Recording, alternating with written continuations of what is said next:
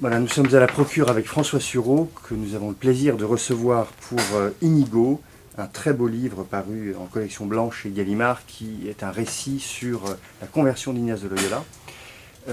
Quelle drôle d'idée, François Sureau, de vous intéresser à Ignace de Loyola, que vous avez longtemps détesté, comme l'atteste le bandeau sur la couverture du livre, et la postface, on va dire, à cet ouvrage. Qu'est-ce qui a fait qu'un jour, François Sureau s'est vraiment intéressé à Ignace de Loyola pour entrer dans une sorte d'intimité avec lui?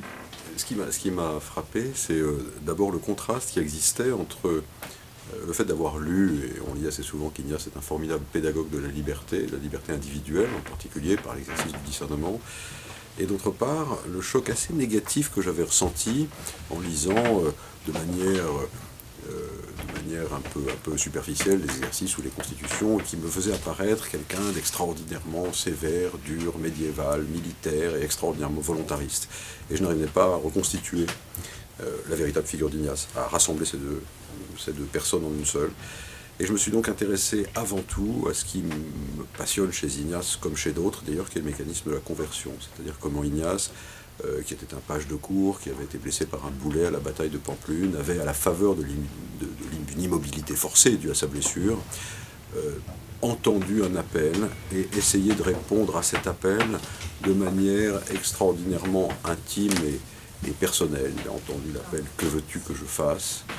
Il a adressé cet appel et il lui a été répondu d'une manière qu'il ne prévoyait pas, ainsi qu'il peut arriver à chacun d'entre nous. Et c'est cette aventure-là, extraordinairement prenante, intime et solitaire jusqu'à un certain point, que j'ai essayé de retracer.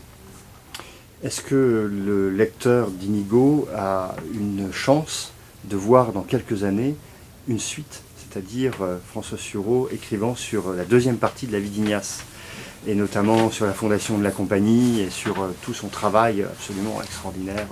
Eh bien, pour tout vous dire, je n'en suis pas absolument sûr. Enfin, au point où j'en suis pas absolument sûr, dans la mesure où d'une certaine manière, c'est le compagnonnage avec Ignace en train de se convertir qui m'a requis, qui m'a intéressé.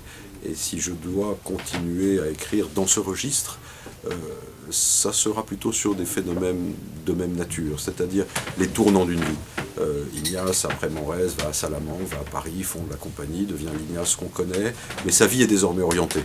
C'est le moment où elle doit s'orienter, où toute vie doit s'orienter, qui est un moment qui me fascine, comme j'imagine ce moment devrait fasciner chacun d'entre nous. François Sureau, merci.